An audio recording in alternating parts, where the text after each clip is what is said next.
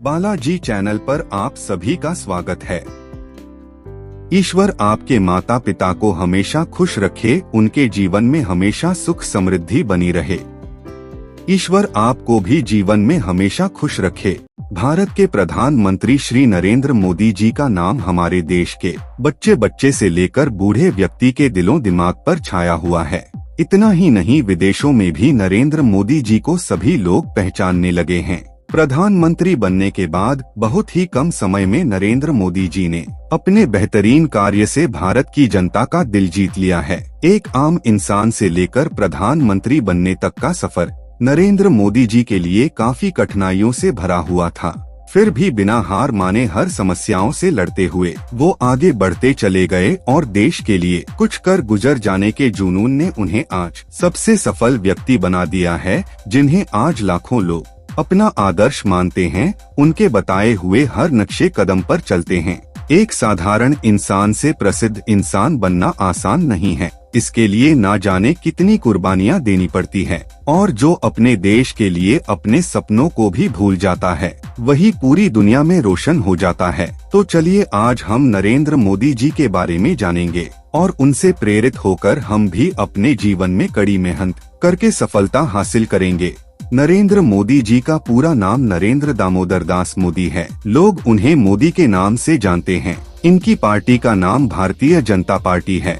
इनका धर्म हिंदू है और इनकी जाति मोद घाची है, जो ओबीसी में आते हैं। प्रधानमंत्री श्री नरेंद्र मोदी जी का जन्म 17 सितंबर 1950 में गुजरात के छोटे से गांव वाडनगर में हुआ था। उनके पिता दामोदर दास मूलचंद और माता हीराबेन के 6 संतान थे। उनमें में से तीसरे संतान नरेंद्र मोदी जी हैं। उनका परिवार बहुत ही गरीब था। उनके पिता सड़क पर व्यापार करते थे। उनका चाय का एक दुकान था और अपने पिता की सहायता करने के लिए नरेंद्र मोदी जी छोटी सी उम्र में ही उनका हाथ बटाया करते थे। और उनकी माँ भी परिवार की आर्थिक स्थिति में मदद करने के लिए दूसरों के घरों में जाकर काम किया करती थी। छोटे से घर में अपने पूरे परिवार के साथ नरेंद्र मोदी जी गरीबी में जिंदगी गुजारते थे।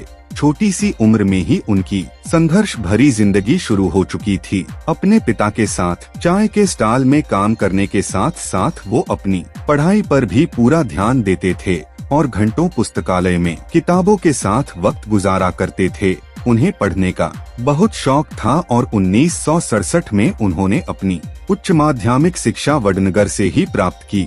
उनके स्कूल के अध्यापक और सहपाठी बताते हैं कि नरेंद्र मोदी जी एक साधारण छात्र थे और एक जबरदस्त वाद विवादी और कुशल वक्ता भी थे। वे अपने स्कूल के नाटकों और भाषणों में हिस्सा लेते थे और इसके लिए उन्हें पुरस्कार भी मिलते थे। अपने स्कूल के दिनों में ही नरेंद्र जी ने मेहसाना रेलवे स्टेशन पर भारत और पाकिस्तान के युद्ध के दौरान जवानों से भरी ट्रेन में जाकर उनको चाय और खाना दिया करते थे। और 1967 में जब गुजरात में भयंकर बाढ़ की प्रकोप से लोग जूझ रहे थे, तब भी नरेंद्र मोदी जी ने वहां के लोगों की काफी सहायता की थी। नरेंद्र मोदी जी स्वामी विवेकानंद जी के भक्त थे। स्वामी जी के कार्यों से उन्हें काफी प्रेरणा मिली और उन्हीं के वजह से उनमें देशभक्ति की भावना ने जन्म लिया और बचपन से लेकर अब तक मोदी जी इसी राह पर चलते आ रहे हैं कि उन्हें देश के लिए और उनके लोगों के लिए कुछ ऐसा करना है कि पूरी दुनिया में हमारा देश का नाम रोशन हो जाए। 13 साल की उम्र में मोदी जी का विवाह उन्हीं के गांव में रहने वाली जशोदाबेन नाम की लड़की से करा दिया गया। मोदी जी को ये बात पसंद नहीं थी और फिर कुछ साल बाद घरेलू समस्या की वजह से उन्होंने घर ही छोड़ दिया और अपना समय उत्तर पूर्व की यात्रा करने में लगाई और भारत के अलग अलग जगहों पर भी गए। नरेंद्र मोदी 2 वर्ष बाद वे वापस अपने घर लौट आए। इन 2 वर्षों में उन्होंने ये तय कर लिया था कि अब वो अपना पूरा जीवन देश की सेवा में लगा देंगे। सन 1971 में मोदी जी ने अहमदाबाद जाकर वहां प्रचारक के रूप में आरएसएस के साथ जुड़कर उनके सदस्य बन गए। उसके बाद से मोदी जी ने अपना पूरा जीवन राजनीति को समर्पित किया। मोदी जी आरएसएस के साथ मिलकर काम करते थे और जरूरतमंद लोगों की तकलीफों को समझकर उनकी सहायता करते थे। काम करने के साथ साथ मोदी जी ने अपनी शिक्षा पूरी की और दिल्ली यूनिवर्सिटी से पॉलिटिकल साइंस में बीए और एमए की डिग्री हासिल किया। 1972 से 1975 में देश में जब राजनीति में अनबन शुरू हो गई थी, तभी देश की प्रधानमंत्री इंदिरा गांधी जी ने आपातकाल की घोषणा की और आरएसएस जैसे राजनीतिक संस्थाओं को देश से हटाने का आदेश दे दिया। फिर भी मोदी जी भेष बदलकर देश की सेवा की और सरकार की गलत विचारों और नीतियों का विरोध किया। उसी दौरान उन्होंने एक किताब भी लिखी जिसका नाम था संघर्ष मां गुजरात। इंग्लिश में इसे गुजरात इन इमरजेंसी नाम दिया गया है, जिसमें उन्होंने गुजरात की राजनीति का वर्णन किया था। आरएसएस के सदस्य बनकर मोदी ने ईमानदारी से अपना काम किया और देश की सेवा की। उसके बाद उन्हें बीजेपी में शामिल किया गया। उनके योगदान से बीजेपी को गुजरात चुनाव में काफी सहयोग मिला और उनके अद्भुत कार्य की वजह से बीजेपी में उनका कद बढ़ता रहा। साल 2001 में गुजरात के मुख्यमंत्री केशुभाई पटेल के तबीयत बिगड़ने लगी थी, जिससे बीजेपी को आने वाली चुनाव के लिए भारी कीमत चुकानी पड़ी थी। और उसके बाद जब गुजरात में भयानक भूकंप आया तो पूरे गुजरात में भारी कहर सा टूट पड़ा और सब कुछ बर्बाद करके रख दिया। तब बीजेपी के वरिष्ठ नेताओं ने गुजरात के लोगों की सेवा करने के लिए नरेंद्र मोदी जी को मुख्यमंत्री के पद के लिए चुना गया और उन्हें मुख्यमंत्री बनाया गया। मोदी जी ने समझदारी और कुशलता से भूकंप राहत कार्य संभाला और महज 2 साल में गुजरात को भारत का सबसे बेहतरीन राज्य बना दिया। गुजरात के गांव-गांव में हर वो सुख सुविधा पहुंचाई गई जो अन्य राज्यों में सिर्फ शहरों में देखने को मिलती हैं। और सबसे बड़ी बात थी कि मोदी जी के वजह से गुजरात में बेरोजगारी कम हो गई। वहाँ के लोग मोदी जी के कार्यों से बेहद खुश थे और इसकी वजह से गुजरात की जनता ने मोदी जी को 4 बार लगातार मुख्यमंत्री के रूप में चुना। जून 2013 के लोकसभा चुनाव में बीजेपी की ओर से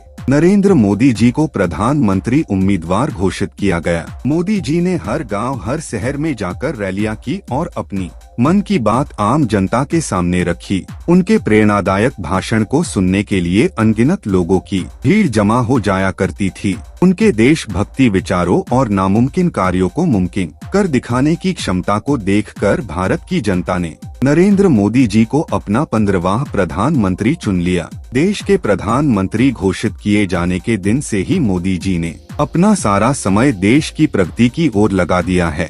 बहुत सारे विदेशी यात्राएं की, वहां के राष्ट्रपति और प्रधानमंत्रियों से मिलकर देश की प्रगति के बारे में बातचीत किया और भारत के साथ विदेशों का रिश्ता मजबूत बनाया।